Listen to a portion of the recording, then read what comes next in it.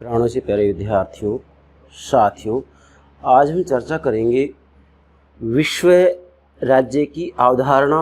इसके अंतर्गत दो बातें समझाएंगे। आज हम विश्व राज्य के निर्माण की क्या प्रक्रिया है और विश्व राज्य के निर्माण में क्या क्या बाधाएं आती हैं।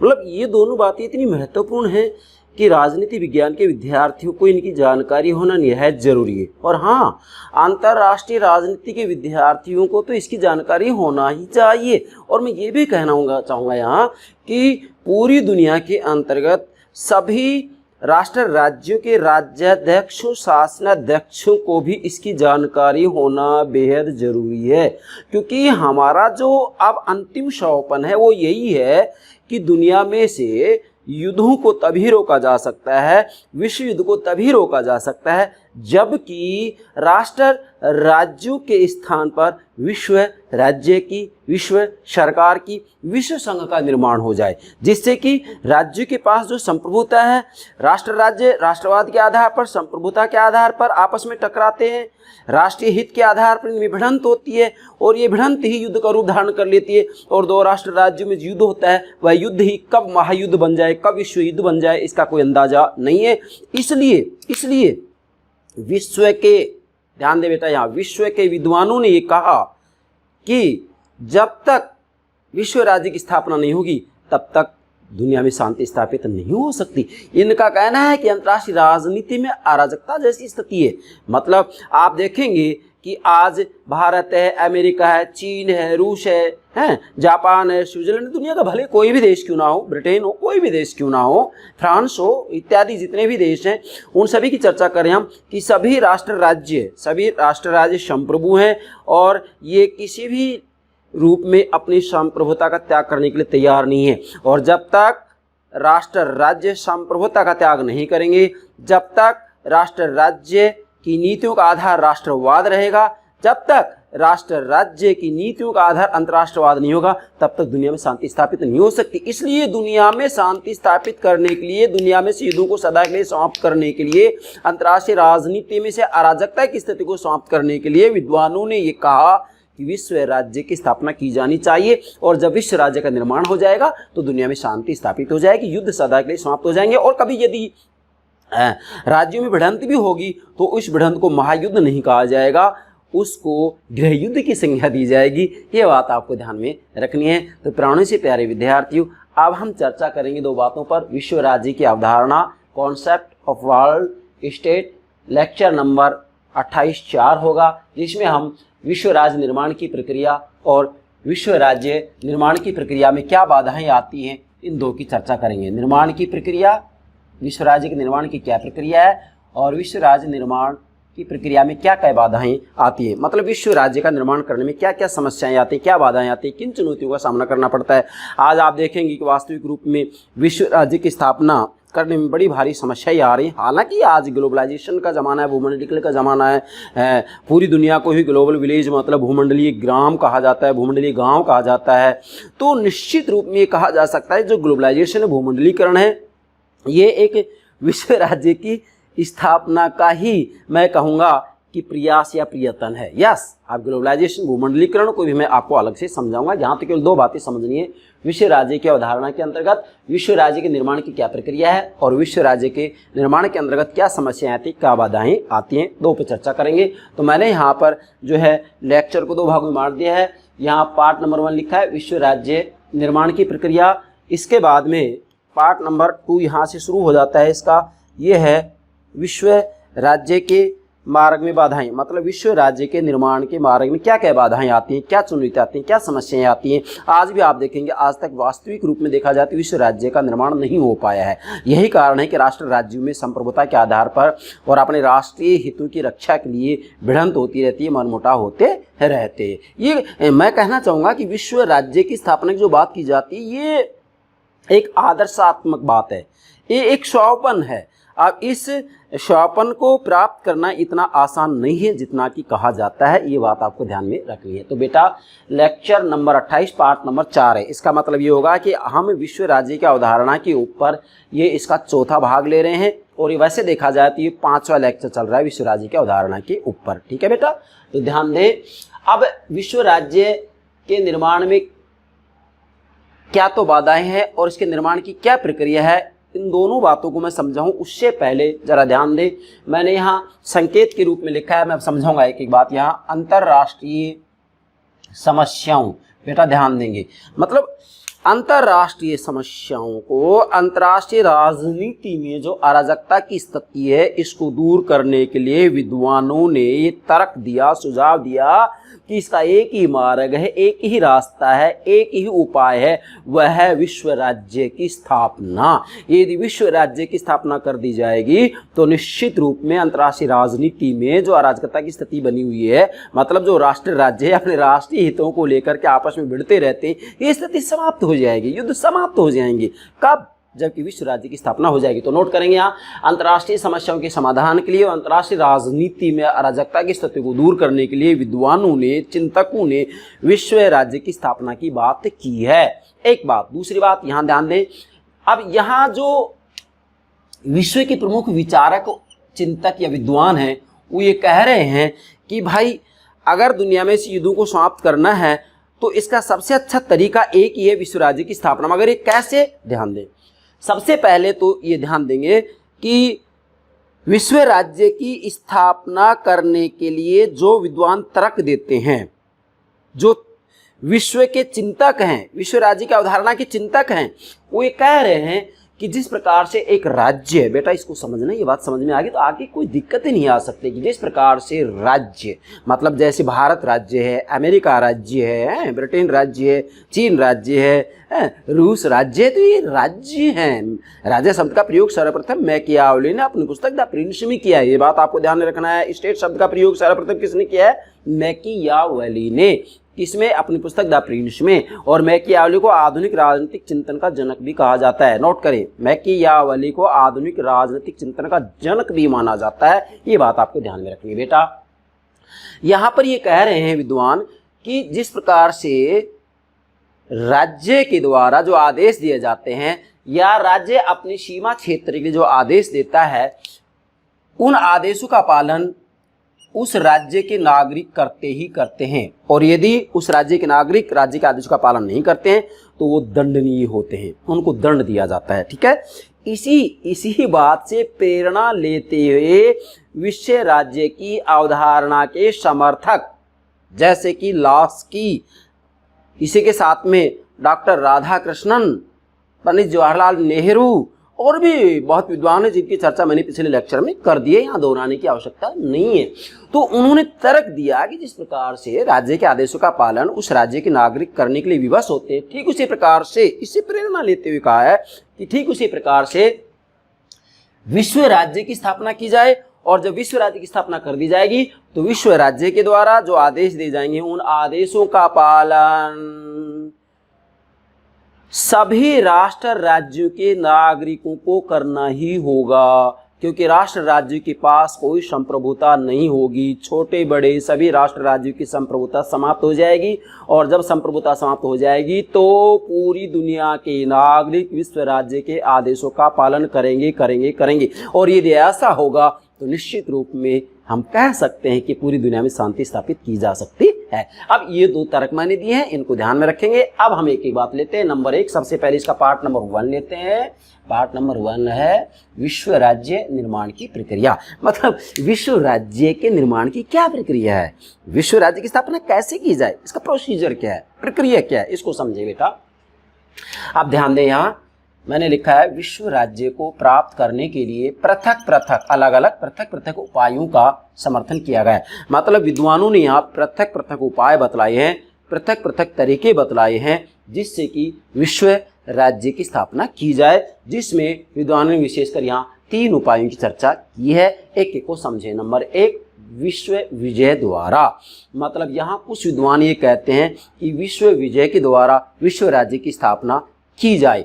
विश्व विजय के द्वारा जब विश्व राज्य की स्थापना की जाएगी तो इसके अंतर्गत क्या होता है कि पूरी दुनिया के अंतर्गत कोई भी जो शक्तिशाली राष्ट्र राज्य होता है, वो शक्तिशाली राष्ट्र राज्य सैनिक शक्ति का प्रयोग करके सभी राष्ट्र राज्यों को अपने अधीन कर लेता है और उसके बाद में उनसे अपने आदेशों का पालन करवाता है। लेकिन यह दिक्कत यह है कि यहाँ जो विश्व राज्य की स्थापना की जा रही है वो सैनिक शक्ति के आधार पर की जा रही है। यहाँ इच्छा से विश्व राज्य का निर्माण नहीं हो रहा है, इसलिए यह जो विश्व विजय के द्वारा विश्व राज्य की स्थापना की जा रही है इसमें वास्तविक रूप में दुनिया में शांति स्थापित नहीं हो सकती है। तो नोट करें, विश्व विजय द्वारा विश्व राज्य की स्थापना। क्या इसके अंतर्गत क्या होता है कि इच्छुक जो राज्य होता है, मतलब विश्व विजय के द्वारा जो विश्व राज्य की स्थापना की जाती है, इसके अंतर्गत पूरी दुनिया में ऐसा राष्ट्र राज्य जो कि विश्व राज्य की स्थापना का मतलब समर्थक होता है, विश्व राज्य की स्थापना करना चाहता है, ऐसी जो इच्छा रखता है, कोई भी राष्ट्र राज्य भले। जैसे आज हम देखेंगे तो आज के दौर में संयुक्त राज्य अमेरिका भी अपने आप में शक्तिशाली है, सुप्रीम पावर है। उसके बाद में हम चीन की बात करें तो इसको भी सुप्रीम पावर की गिनती में लिया जाता है, ड्रैगन नाम दिया गया है इसको। रूस को भी देखेगा, भारत भी किसी से कम नहीं है। तो इसमें क्या होता है, जो इच्छुक राज्य होता है, जैसे पूरी दुनिया में जो इच्छुक राज्य, भाई अमेरिका भी ऐसा चाह रहा है, देखा जाए तो अमेरिका ये चाहता है कि पूरी दुनिया हमारे अधीन हो जाए।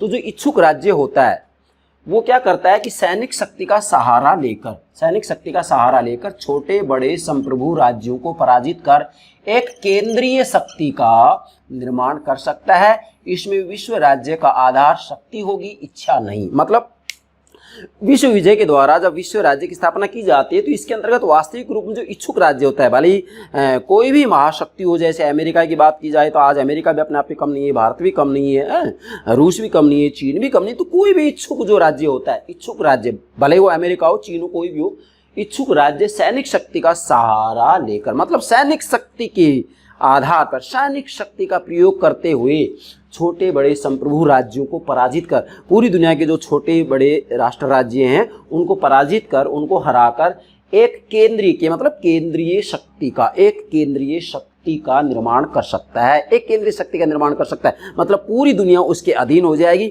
और जो राष्ट्र राज्य ऐसा कर रहा है वह राष्ट्र राज्य वास्तविक रूप में विश्व राज्य का रूप धारण कर लेगा और पूरी दुनिया उसके अधीन हो जाएगी। तो एक केंद्रीय शक्ति का निर्माण कर सकता है, परंतु इसमें क्या होगा, इसमें विश्व राज्य का आधार शक्ति होगी, इच्छा नहीं। मतलब इसमें ये कमी है, क्या कमी है कि इसमें विश्व राज्य का आधार शक्ति होगी, इच्छा नहीं। अर्थात यहाँ विश्व राज्य का जो निर्माण किया गया है वह शक्ति के आधार पर किया गया है, इच्छा के आधार पर नहीं किया गया। इसलिए वास्तविक रूप में विश्व विजय द्वारा जो विश्व राज्य की स्थापना की जाती है, वास्तविक रूप में इसके अंतर्गत दुनिया में शांति स्थापित नहीं हो सकती। जबकि विश्व राज्य की अवधारणा का मूल लक्ष्य क्या है, दुनिया में से युद्धों को सदा के लिए समाप्त करना। लेकिन विश्व विजय के द्वारा जो विश्व राज्य का निर्माण किया जाता है वहाँ पर शांति हो ही नहीं सकती है। ठीक है बेटा। नेक्स्ट दूसरा उपाय है विश्व संघ के निर्माण द्वारा। अब विद्वानों ने कहा है कि भाई चलो ठीक है, इसका जो दूसरा उपाय है विश्व राज्य की स्थापना निर्माण का वह है विश्व संघ के निर्माण के द्वारा। मतलब विश्व संघ का निर्माण किया जाए, इसके द्वारा विश्व राज्य की स्थापना की जाए। तो इसमें क्या होगा, सभी राज्यों को मिलाकर एक संघ में एकीकृत कर दिया जाए। मतलब जब विश्व संघ का निर्माण किया जाता है तो इसके आधार पर विश्व राज्य की स्थापना की जाती है। लेकिन विश्व संघ के निर्माण के द्वारा जब विश्व राज्य की स्थापना की जाती है तो इसका तरीका क्या है, इसका तरीका ये कि सभी राज्यों को, मतलब पूरी दुनिया के जितने भी राष्ट्र राज्य हैं, पूरी दुनिया के जितने भी राज्य हैं, जितने भी कंट्रीज हैं, सभी राज्यों को मिलाकर एक संघ में एकीकृत कर दिया जाए। किस आधार पर, जैसे स्विट्जरलैंड के अंतर्गत वास्तविक रूप में वहाँ संघात्मक शासन प्रणाली के प्रतिमान को अपनाया गया। स्विट्जरलैंड में, भारत में भी है, अमेरिका में भी संघात्मक व्यवस्था को अपनाया गया है।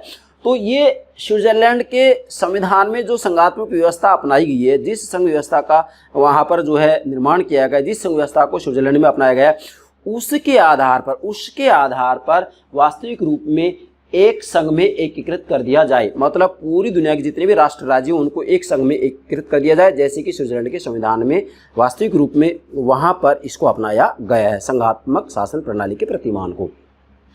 अब वास्तव में यदि संघ निर्माण इस आधार पर किया जाए तो इसमें क्या दिक्कत आएगी, संघ निर्माण की अनुकूल परिस्थितियां अंतर्राष्ट्रीय स्तर पर नहीं हो सकती है।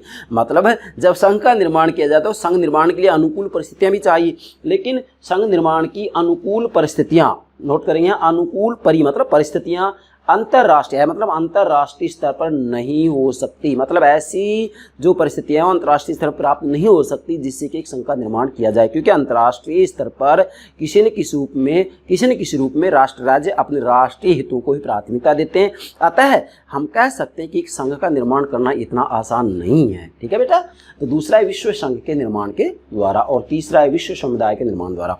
तीसरा जो इसका उपाय वह है विश्व समुदाय के निर्माण द्वारा, मतलब विश्व समुदाय के निर्माण के द्वारा विश्व राज्य की स्थापना की जाए। तो इसमें क्या होगा, इसमें ये होगा कि सभी राष्ट्र राज्य, बेटा सभी राष्ट्र राज्य में बोलूँ तो आप क्या समझेंगे, जैसे भारत है, अमेरिका है, चीन, रूस, ब्रिटेन, दुनिया के जितने भी राष्ट्र राज्य, जितने भी देश हैं, जितने भी राज्य हैं, स्टेट हैं, कंट्री हैं, राष्ट्रीयता के स्थान पर अंतर्राष्ट्रीयता की भावना विकसित की जाए। मतलब जब विश्व समुदाय के निर्माण के द्वारा विश्व राज्य की स्थापना का प्रयास किया जाता है तो इसमें सबसे पहली जो मूल बात है देखने को ये है कि सभी राष्ट्र राज्य क्या करेंगे कि सभी राष्ट्र राज्यों का जो मूल आधार है वो राष्ट्रवाद है। सभी राष्ट्र राज्यों के बीच में जो भिड़ंत होती है उसका मूल कारण क्या है, संप्रभुता है। तो यहाँ क्या होगा, राष्ट्रीयता के स्थान पर अंतर्राष्ट्रीयता की भावना विकसित की जाए। क्या कि वास्तविक रूप में विश्व राज्य की स्थापना करने तो सबसे पहले यहाँ पर जितने भी राष्ट्र राज्य हैं सभी राष्ट्र राज्य राष्ट्रीयता के स्थान पर अंतर्राष्ट्रीयता की भावना को विकसित करें, उनमें अंतर्राष्ट्रीयता की भावना होनी चाहिए। मतलब केवल अपने राष्ट्रीय हितों को ही ना देखें बल्कि पूरी दुनिया के बारे में देखें, मतलब उनका जो विचार हो संकुचित नहीं हो बल्कि व्यापक हो। सभी राष्ट्र राज्यों के जो विचार हो व्यापक हो, संकुचित नहीं हो, अपने केवल अपने देश के हित की बात ही ना सोचे बल्कि पूरी दुनिया के हित की बात करें। तो अंतर्राष्ट्रीयता की भावना विकसित की जाए। अब इसमें क्या होगा कि सभी देशों के नागरिकों में, अर्थात वास्तविक रूप में सभी देशों के नागरिकों में क्या होना चाहिए, सभी देशों के नागरिकों में राष्ट्रीयता के स्थान पर अंतर्राष्ट्रीयता की भावना विकसित की जाए। अगर सभी देशों के नागरिकों में अंतर्राष्ट्रीयता की भावना विकसित हो जाएगी तय मानेगा उनमें एक विश्व समुदाय की स्थापना होगी, और जब विश्व समुदाय की स्थापना होगी तो विश्व समुदाय के निर्माण के द्वारा विश्व राज्य की स्थापना होगी। कैसे, जैसे आप देखेंगे कि इसके प्रयत्न चल रहे हैं, अर्थात विश्व समुदाय के निर्माण के द्वारा जो विश्व राज्य की स्थापना की बात की जाती है तो इसके प्रयत्न चल रहे हैं। मतलब एक विश्व समुदाय के निर्माण के द्वारा विश्व राज्य की स्थापना हो, इसके प्रयत्न चल रहे हैं। कैसे चल रहे हैं, मैंने लिखा इसके प्रयत्न चल रहे हैं कैसे, जैसे यूएनओ संयुक्त राष्ट्र संघ, यूएनओ के विभिन्न अभिकरणों में मुख्यतः मैंने दो चारों के नाम लिखे हैं, जैसे यूनेस्को है, अंतर्राष्ट्रीय श्रम संगठन है, विश्व स्वास्थ्य संगठन है, WHO विश्व स्वास्थ्य संगठन है, आदि और भी बहुत हैं। तो वास्तविक रूप में जो ये विभिन्न अभिकरण है, इन अभिकरणों के द्वारा वास्तविक रूप में विश्व समुदाय के ऊपर ही बल दिया जा रहा है, और विश्व समुदाय के आधार पर विश्व राज्य की स्थापना में ये किसी न किसी रूप में, चाहे वो प्रत्यक्ष हो या अप्रत्यक्ष रूप में अपना योगदान देते हैं। तो निश्चित रूप में आप यहाँ कह सकते हैं कि विश्व राज्य के निर्माण की जो प्रक्रिया है उस निर्माण की प्रक्रिया के अंतर्गत हमने तीन बातें ली। नंबर 1 विश्व विजय द्वारा विश्व राज्य की स्थापना, नंबर 2 विश्व संघ के निर्माण द्वारा विश्व राज्य की स्थापना, नंबर 3 विश्व समुदाय के निर्माण के द्वारा विश्व राज्य की स्थापना। आज आप देखेंगे कि संयुक्त राष्ट्र संघ के विभिन्न अभिकरण किसी न किसी रूप में विश्व राज्य के निर्माण में, विश्व राज्य की स्थापना में अपना सहयोग दे रहे हैं। और ये बात भी पूर्णतः मैं कहना चाहूँगा यहाँ कि यदि संयुक्त राष्ट्र संघ के अंतर्गत, संयुक्त राष्ट्र संघ के विभिन्न अभिकरणों के अंतर्गत लोकतंत्रीकरण की प्रक्रिया को बढ़ावा दिया जाए तो वह दिन दूर नहीं जबकि स्वयं संयुक्त राष्ट्र संघ और इसके विभिन्न जो अभिकरण हैं वही धीरे धीरे विश्व राज्य का रूप धारण कर लेंगे। और यदि ऐसा हो पाया तो तय मानेगा दुनिया में युद्ध सदा के लिए समाप्त हो जाएंगे। लेकिन ये मैं जो कह रहा हूँ ये कहना आसान है, लेकिन व्यवहार में इसको प्राप्त करना इतना आसान नहीं है, क्योंकि निशस्त्रीकरण की बात सभी राष्ट्र राज्य करते हैं, लेकिन जब अंतर्राष्ट्रीय राजनीति में अध्ययन करते हैं, जब अंतर्राष्ट्रीय सम्मेलन होते हैं तो वहाँ सभी राष्ट्र राज्य एक प्रकार से मौन हो जाते हैं। और वो जैसा कि दोनों ने कहा भी है कि जो अंतर्राष्ट्रीय राजनीति में अंतर्राष्ट्रीय स्तर पर सम्मेलन होते हैं वो सम्मेलन ऐसे लगते हैं जैसे जंगली जानवरों के सम्मेलन हो। मतलब आपस में वो इस तरीके से झगड़ते हैं, इस तरीके से भिड़ते हैं कि लगता ही नहीं है कि ये राष्ट्र राज्यों के राज्याध्यक्ष हैं, शासनाध्यक्ष हैं। ये बात बिल्कुल सही है, क्योंकि हम यदि देखें 2 महायुद्ध हो चुके हैं, 2 विश्व युद्ध हो चुके हैं, उनकी विभीषिका से हम ठीक से परिचित हैं, कितना जनधन की हानि हुई थी, लेकिन फिर भी हम जग क्यों रह रहे हैं, हम सचेत क्यों नहीं हो रहे हैं कि कम से कम ये तो प्रयास कर सकते हैं हम कि तीसरा विश्व युद्ध ना हो। और ये तभी होगा जबकि विश्व राज्य की स्थापना के लिए प्रयास किया जाए। चलिए बेटा आगे बढ़ते हैं। यहाँ एक विद्वान है हांस डी मार्गेनथाउ कह रहे हैं, क्या कह रहे हैं कि विश्व राज्य का ध्यान दे बेटा, विश्व राज्य का जन्म तभी हो सकता है, कौन कह रहे हैं, हांस जे मार्गेनथाउ। ये वही हांस जे मार्गेनथाउ हैं जिन्होंने यथार्थवाद का सिद्धांत दिया है, और ये मैं पीछे आपको समझा चुका हूँ, लेक्चर अपलोड कर चुका हूँ। ये वही मार्गेनथाउ जो ये कहते हैं, क्या कहते हैं, कि सभी प्रकार की राजनीति, चाहे घरेलू राजनीति हो, घरेलू राजनीति का मतलब राष्ट्र राज्य की राजनीति, घरेलू राजनीति, अंतर्राष्ट्रीय राजनीति, शक्ति के लिए संघर्ष है, कौन कहता है ये बात, मार्गेनथाउ। क्या कहते हैं, नोट करें बेटा, हांस जे मार्गेनथाउ कहते हैं कि चाहे कोई भी राजनीति हो, सभी प्रकार की राजनीति, चाहे वह घरेलू राजनीति हो या अंतर्राष्ट्रीय राजनीति हो, शक्ति के लिए संघर्ष है। किसने की ये बात, हांस जे मार्गेनथाउ।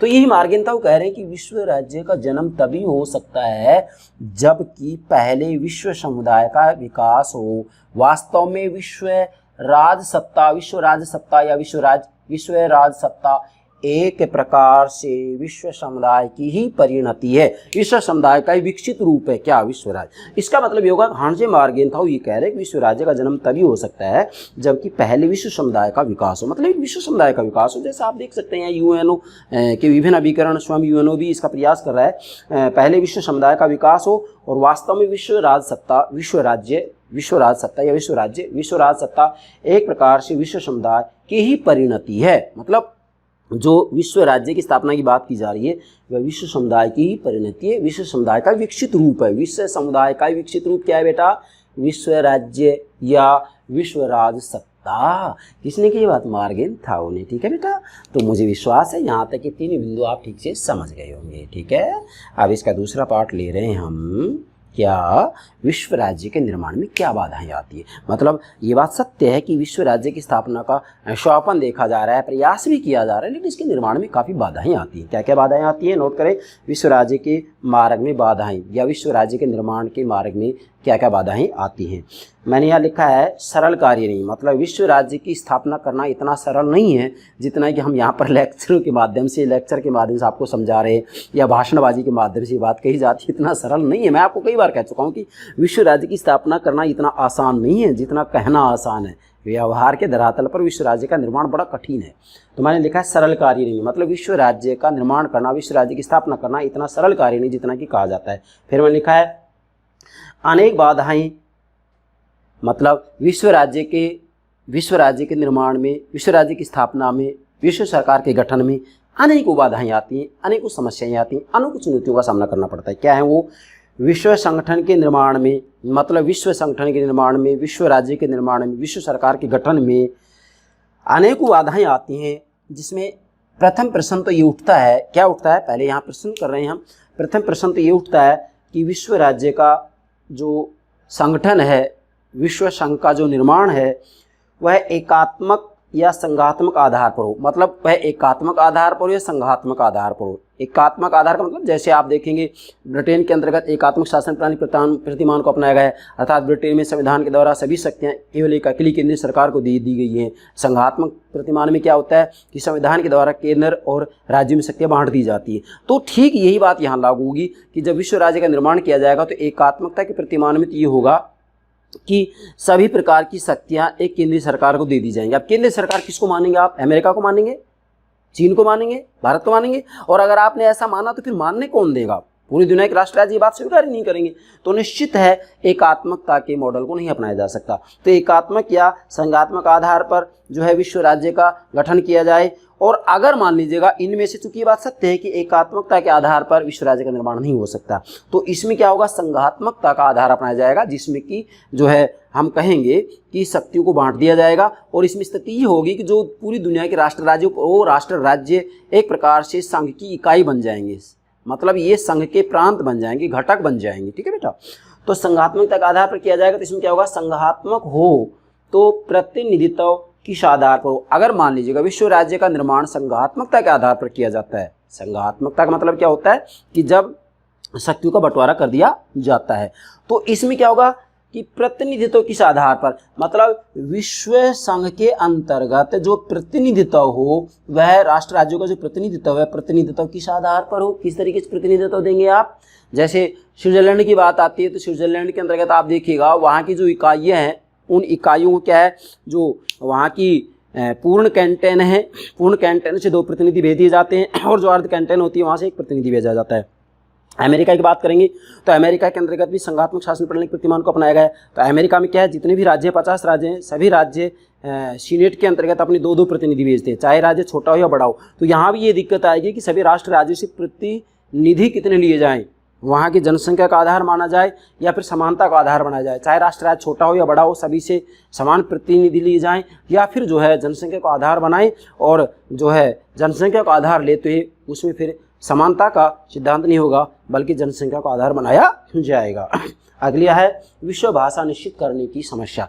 इसमें अगली बात ये आएगी कि विश्व राज्य की स्थापना करने के लिए विश्व भाषा निश्चित करने की समस्या आएगी कि विश्व की भाषा किसको माना जाए। तो सभी राष्ट्र राज्य यहाँ पर मतलब एक प्रकार से मनमुटाव की स्थिति में आ जाएंगे, कोई भी एक भाषा को स्वीकार करने के लिए राजी नहीं होगा।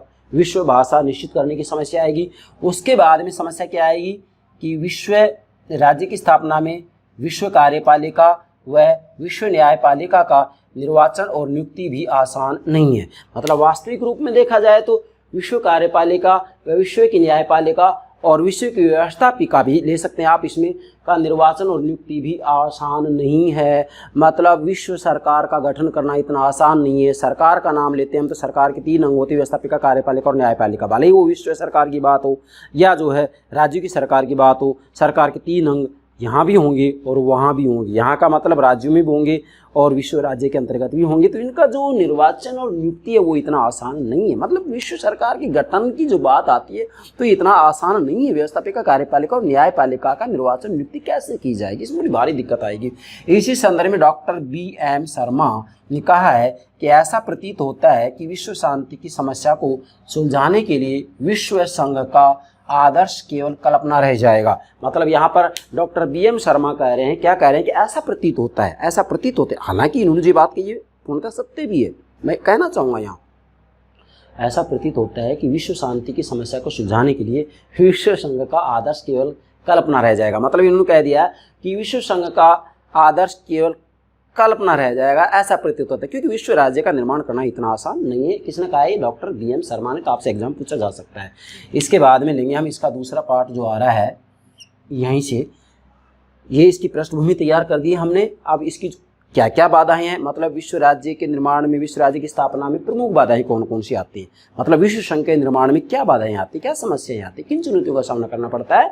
तो प्रमुख समस्याएं लेते हैं किसमें, विश्व राज्य के निर्माण में क्या क्या बाधाएं आती है। नंबर 1, संप्रभुता की धारणा। बेटा ध्यान दें, विश्व राज्य की स्थापना में सबसे महत्वपूर्ण जो बाधा आती है वो संप्रभुता आती है। क्या? संप्रभुता की धारणा, संप्रभुता की अवधारणा। मैंने आपको पहले बताया भी था पिछले लेक्चर में कि वास्तविक रूप में देखा जाए तो आज राष्ट्र राज्यों में भिड़ंत का मूल कारण क्या है? संप्रभुता ये। और जब सभी राष्ट्र राज्य संप्रभुता का त्याग कर देंगे दुनिया में शांति स्थापित हो जाएगी। लेकिन संप्रभुता का त्याग करने के लिए कोई भी राष्ट्र राज्य तैयार नहीं है। क्या हम हमारे परिवार का जो संचालन हम कर रहे हैं तो हमारे परिवार में किसी अन्य को हस्तक्षेप करने का अधिकार दे देंगे? नहीं दे सकते। तो निश्चित मानेगा कि राष्ट्र राज्य अपनी संप्रभुता का त्याग करने के लिए राजी नहीं होंगे। हम अपने परिवार की संप्रभुता का त्याग करेंगे क्या? नहीं करेंगे। तो कोई भी राष्ट्र राज्य अपनी संप्रभुता का त्याग करने के लिए तैयार नहीं होगा, ये बात आपको ध्यान में रखना है। तो इसका पहला जो बाधा आती है संप्रभुता की धारणा। मतलब इसमें क्या होगा कि राष्ट्र राज्य इसे त्यागने के लिए तैयार नहीं हो सकते। मतलब जब तक संप्रभुता का त्याग नहीं होगा तब तक विश्व राज्य का निर्माण नहीं हो सकता। और कोई भी राष्ट्र राज्य संप्रभुता का त्याग करने के लिए तैयार नहीं हो सकता, नहीं हो सकता, नहीं हो सकता। तो नोट करें यहाँ, राज्य इसे मतलब राष्ट्र, सभी राष्ट्र राज्य, दुनिया के सभी राष्ट्र राज्य, कोई भी राज्य हो, अमेरिका, चीन, भारत, रूस, जापान, स्विट्जरलैंड, फ्रांस इत्यादि जो भी है, राज्य इसे त्यागने के लिए तैयार नहीं हो सकते। मतलब कोई भी राष्ट्र राज्य संप्रभुता का त्याग करने के लिए तैयार नहीं होगा। और जब वो तैयार नहीं होगा राष्ट्र राज्य संप्रभुता त्याग करने के लिए, तो तय मानेगा कि विश्व राज्य की स्थापना नहीं हो सकती। विश्व राज्य की स्थापना के लिए राष्ट्रीय संप्रभुता के आदर्श तथा राष्ट्रों की दृष्टिकोण में मनोवैज्ञानिक परिवर्तन की आवश्यकता है। मतलब अगर हमें विश्व राज्य का निर्माण करना है, विश्व राज्य की स्थापना करनी है, तो विश्व राज्य की स्थापना के लिए राष्ट्रीय संप्रभुता के आदर्श तथा राष्ट्रों के दृष्टिकोण में मनोवैज्ञानिक परिवर्तन की आवश्यकता है। मतलब विश्व राज्य की स्थापना करनी है तो इसके लिए क्या करना होगा? राष्ट्रीय संप्रभुता के आदर्श। आज वास्तविक रूप में देखा जाए तो कोई भी राष्ट्र राज्य संप्रभुता के त्याग करने के लिए तैयार नहीं है। तो संप्रभुता के आदर्श तथा राष्ट्रों के दृष्टिकोण में मनोवैज्ञानिक परिवर्तन की आवश्यकता है। राष्ट्रों का दृष्टिकोण राष्ट्रवाद के आधार पर तय होता है, जबकि हकीकत ये कि विश्व संघ या विश्व राज्य की स्थापना करनी है तो वास्तविक रूप में राष्ट्र राज्यों का राष्ट्र राज्यों के नागरिकों का दृष्टिकोण बदलना चाहिए और राष्ट्रीयता के स्थान पर अंतर्राष्ट्रीयता की भावना के ऊपर बल दिया जाना चाहिए। यदि ऐसा हो जाएगा तो हम कह सकते हैं कि विश्व राज्य की स्थापना हो सकती है। लेकिन ये भी तय है कि संप्रभुता का त्याग करने के लिए कोई भी राष्ट्र राज्य तैयार नहीं होगा। इसलिए पहली बाधा क्या है? संप्रभुता की धारणा। दूसरा है उग्र राष्ट्रवाद। बेटा ध्यान देंगे, अब राष्ट्रवाद भी एक प्रकार से देखा जाए दो प्रकार के हो जाते हैं, उदार राष्ट्रवाद, उग्र राष्ट्रवाद। जैसे आप भारत में स्वतंत्रता आंदोलन के इतिहास का अध्ययन करेंगे तो वास्तविक रूप में राष्ट्रवाद विशेषकर मुख्यतः दो भागों में बढ़ जाता है, उदार राष्ट्रवाद, उग्र राष्ट्रवाद है। उदार राष्ट्रवाद का नेतृत्व कौन करता है? गोपाल कृष्ण गोखले। उग्र राष्ट्रवाद का नेतृत्व कौन करता है? मतलब लोकमान्य बाल गंगाधर तिलक। ठीक है बेटा। तो हालांकि मैं यहाँ राष्ट्रवाद की चर्चा नहीं कर रहा हूँ, लेकिन चूंकि ये बिंदु आ गया है उग्र राष्ट्रवाद, अर्थात वास्तविक रूप में देखा जाए तो विश्व राज्य की स्थापना में जो दूसरी बाधा आती है वह उग्र राष्ट्रवाद है। क्या? कि पहले राष्ट्रीय हित बाद में अंतर्राष्ट्रीय हित। अर्थात जब उग्र राष्ट्रवाद को कोई भी राष्ट्र राज्य अपना लेता है तो तय मानेगा वह राष्ट्र राज्य, वह देश पहले राष्ट्रीय हित को ध्यान में रखेगा और बाद में अंतर्राष्ट्रीय हित को ध्यान में लाएगा। मतलब वह अपने राष्ट्रीय हितों के साथ कोई भी समझौता नहीं करेगा, भले ही पूरी दुनिया में कितना ही नुकसान क्यों ना हो, इससे उसका कोई मतलब नहीं है। सभी राष्ट्र राज्य अपने अपने राष्ट्रीय हित की बात करते हैं, अंतर्राष्ट्रीय हितों की बात तो बाद में करते हैं। जब सभी राष्ट्र राज्य ऐसा करेंगे तो मुझे बताइएगा विश्व राज्य की स्थापना आसान है? नहीं है। इसलिए नोट करेंगे उग्र राष्ट्रवाद, अर्थात सभी राष्ट्र राज्य पहले राष्ट्रीय हित की बात करते हैं और बाद में अंतर्राष्ट्रीय हित की बात करते हैं। जब सभी अपने अपनी बात करते हैं, अपने अपने राष्ट्र की बात करते हैं, तो इसे ही उग्र राष्ट्रवाद की संज्ञा दी जाती है। फिर यहाँ एक विद्वान है, इन्होंने कहा है, टायनबी है विद्वान का नाम, टायनबी, टॉयनबी, तो यह नबी कह रहे हैं कि विश्व एकता के लिए राष्ट्रवाद, बेटा ध्यान दें, विश्व एकता के लिए राष्ट्रवाद सबसे बड़ी कठिनाई, मतलब पूरी दुनिया में एकता स्थापित करने के लिए, विश्व राज्य का निर्माण करने के लिए, विश्व राज्य की स्थापना करने के लिए राष्ट्रवाद सबसे बड़ी कठिनाई है। बेटा ध्यान दें, राष्ट्रवाद सबसे बड़ी कठिनाई है। मतलब जब तक राष्ट्रवाद के ऊपर हम बल देते रहेंगे जो भी राष्ट्र राज्य हैं, तब तक वास्तविक रूप में विश्व राज्य की स्थापना नहीं हो सकती, क्योंकि हमें राष्ट्रवाद के स्थान पर अंतर्राष्ट्रवाद की भावना को अपनाना होगा, अंतर्राष्ट्रवाद की भावना के ऊपर बल देना होगा, और ये राष्ट्रवाद की भावना आ जाती है तो तय माने कि विश्व राज्य की स्थापना की जा सकती है। तो ये कार्य सबसे बड़ी कठिनाई है।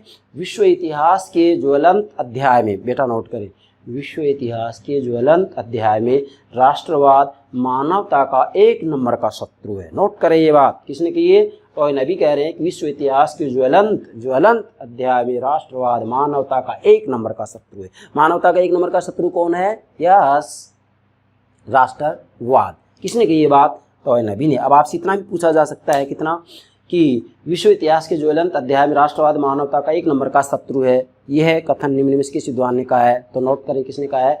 टॉय नबी। ठीक है बेटा।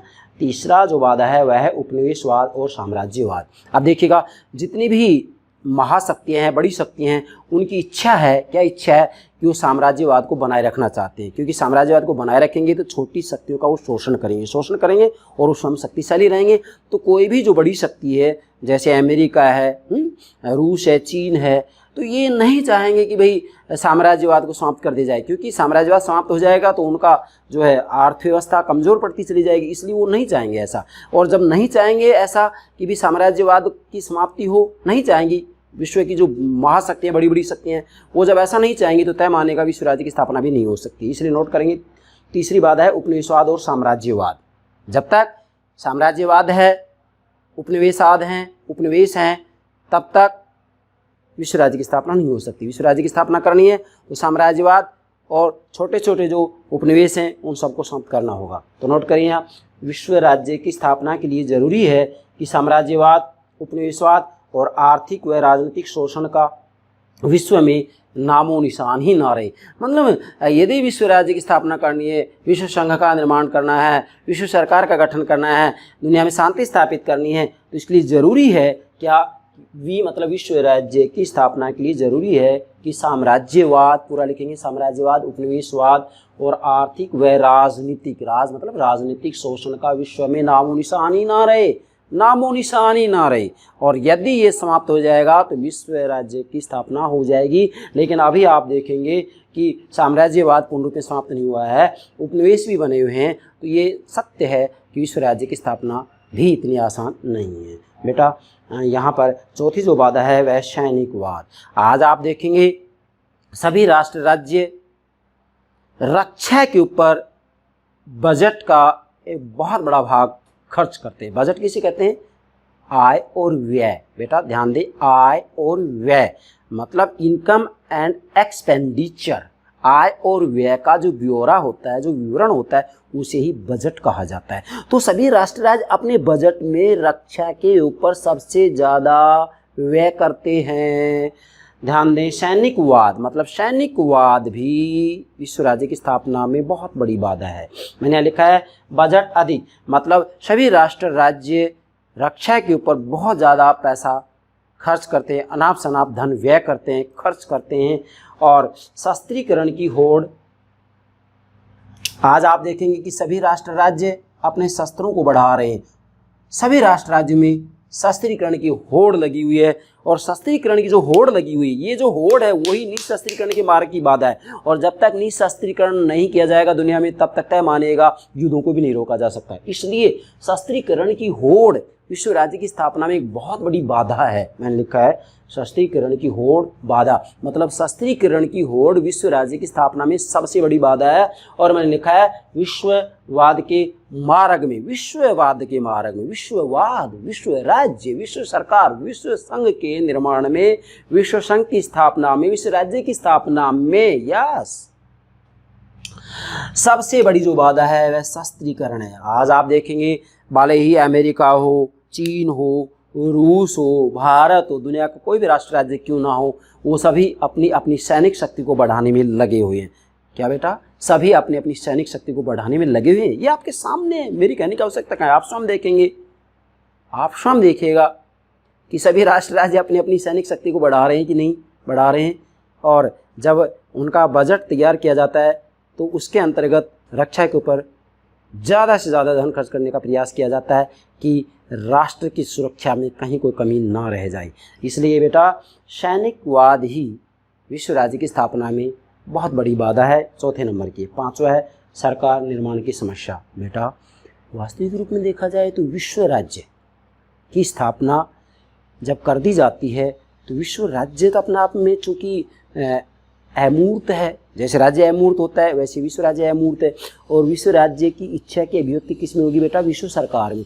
अब विश्व सरकार में होगी तो विश्व सरकार का गठन कैसे किया जाएगा? विश्व सरकार का गठन करना इतना आसान नहीं है, क्योंकि विश्व सरकार के भी तीन ही अंग होंगे, व्यवस्थापिका, कार्यपालिका और न्यायपालिका है। विश्व व्यवस्थापिका, विश्व कार्यपालिका, विश्व न्यायपालिका, ये नाम होंगे इनके। अब व्यवस्थापिका, कार्यपालिका और न्यायपालिका का गठन कैसे किया जाए, उसके निर्वाचन की क्या प्रक्रिया होगी, इसको तय करना भी इतना आसान नहीं है। इसलिए सरकार निर्माण की समस्या मतलब विश्व राज्य की स्थापना में विश्व सरकार की निर्माण की समस्या भी, विश्व सरकार का गठन कैसे किया जाए, यह भी एक समस्या है। मैंने लिखा है विश्व की व्यवस्थापिका, कार्यपालिका के संगठन के अंतर्गत निर्वाचन नियुक्ति की क्या प्रक्रिया होगी, कैसे उनका निर्वाचन होगा इनके सदस्यों का, इसके लिए भी जो है कोई निश्चित आधार या सूत्र नहीं है। इसलिए विश्व राज्य के निर्माण की, विश्व संघ के निर्माण की ये पांचवी बाधा होगी सरकार निर्माण की समस्या। मतलब विश्व सरकार का निर्माण कैसे किया जाएगा, इसके लिए भी कोई निश्चित आधार नहीं है।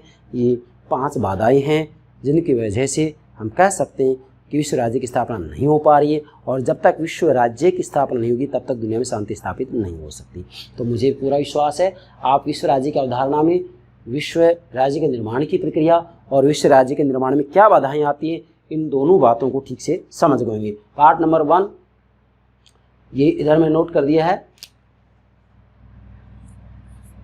विश्व राज्य निर्माण की प्रक्रिया। पार्ट नंबर 2 विश्व राज्य के मार्ग में बाधाएं, मतलब विश्व राज्य के निर्माण की क्या प्रक्रिया है। ये 3 बातें बताई, यहाँ 3 तरीके बताए हैं। और विश्व राज्य के निर्माण के मार्ग में क्या बाधाएं आती है, ये 5 बाधाएं मैंने आपको समझाई। मुझे पूरा विश्वास है आप विश्व राज्य की अवधारणा के अंतर्गत विश्व राज्य के निर्माण की प्रक्रिया और विश्व राज्य के निर्माण में क्या बाधाएं आती हैं, ये दोनों बातें ठीक से समझ गए होंगे। ठीक है बेटा। और कल हम चर्चा करेंगे विश्व राज्य की अवधारणा निष्कर्ष, जिसमें बहुत ही महत्वपूर्ण बात मैं आपको समझाने जा रहा हूँ, क्योंकि अंत में जो हम निष्कर्ष रूप में सभी बातें लेंगे। अभी तक मैंने इसके ऊपर विश्व राज्य के ऊपर 5 लेक्चर अपलोड कर दिए, तो इन 5 लेक्चर्स का जो निष्कर्ष होगा वो कल के लेक्चर में हम आपको समझाएंगे। डियर स्टूडेंट्स, मैं प्रतिदिन लेक्चर अपलोड करता हूँ, इसमें मैं औपचारिकता नहीं निभाना चाह रहा हूँ। मैं तो मेरे प्राणों से प्यारे विद्यार्थियों को राजनीति विज्ञान, अंतर्राष्ट्रीय राजनीति, लोक प्रशासन अच्छे से समझाना चाहता हूँ। क्यों? क्योंकि मैंने 28 वर्ष हो गए महाविद्यालय में देखा है कि बच्चों को उस अनुरूप राजनीति विज्ञान नहीं समझा जाता है जिस अनुरूप राजनीति विज्ञान समझाया जाना चाहिए। इसलिए मैंने ये प्रण किया था कि मैं कौन सा ऐसा रास्ता अपनाऊँ जिसके माध्यम से ना केवल मेरे महाविद्यालय के विद्यार्थियों को जहाँ भी हम पढ़ाएंगे उनको ही, बल्कि पूरी दुनिया के राजनीति विज्ञान के विद्यार्थियों को मैं राजनीति विज्ञान की जानकारी दूं। तो इसलिए मेरे पास और कोई रास्ता ही नहीं था, केवल यही रास्ता निकला कि चलो मैं प्रतिदिन यूट्यूब चैनल के ऊपर एक एक लेक्चर अपलोड कर करके मैं मेरे विचारों को, मैं मेरे ज्ञान को मेरे विद्यार्थियों को दे सकूं। तो डियर स्टूडेंट्स, जो विद्यार्थी हमारे चैनल से जुड़ चुके हैं उनको इधर उधर भटकने की कतई आवश्यकता नहीं है। आप स्वयं प्रयोग करके देखिए, स्वयं देखेंगे। आप जितने भी, जहाँ कहीं भी जो कुछ भी समझाया जा रहा है उसको भी देखिएगा, इसे भी देखिएगा। जहाँ अच्छा लगे, जहाँ अच्छा मिले उसको स्वीकार कीजिएगा। यहाँ किसी को भी, ध्यान दीजिएगा बेटा, किसी को भी मैं ये कहना चाहूँगा, किसी अन्य के विचारों को ऐसे ही स्वीकार नहीं कर लेना चाहिए। पहले उसको आप स्वयं, जब जो विद्यार्थी यूपीएससी की तैयारी कर रहा है, फर्स्ट ग्रेड की तैयारी कर रहा है, कॉलेज लेक्चर की तैयारी कर रहा है, यूजीसी नेट की तैयारी कर रहा है, तो क्या वो बच्चे बुद्धिजीवी नहीं है? वो बुद्धिजीवी है तो विश्लेषण स्वयं कर सकते हैं। इसलिए मैं कहना चाहूँगा मेरे प्राणों से प्यारे विद्यार्थियों को, आप सबसे पहले तो अपना मूल्यांकन कीजिए, अपने स्वयं का मूल्यांकन करो आप। और अपना मूल्यांकन करने के बाद में सामने वाला जो शिक्षक है उसका भी मूल्यांकन आप अच्छे से कर लेंगे। जहाँ अच्छा मिले उसको स्वीकार करो, जहाँ नहीं मिले उसे छोड़ेगा। भले ही हम हैं, भले ही कोई भी है, इससे हमारा कोई लेना देना नहीं है। क्योंकि शिक्षक से क्या बेटा, क्योंकि शिक्षक से आपको ज्ञान लेना है, शिक्षक से आपको ज्ञान लेना है। जहाँ ज्ञान की प्राप्ति हो वहाँ जाइएगा, फिर वह भले ही हम हों या कोई और हो, इसमें किसी भी रूप में कोई भेदभाव नहीं होना चाहिए। ठीक है बेटा। तो विश्व राज्य की अवधारणा, विश्व राज्य के निर्माण की प्रक्रिया और बाधाएं, दो बातें मैंने आपको समझाई है। विश्वास है आप अच्छे से समझ गए होंगे। Okay, thank you very much.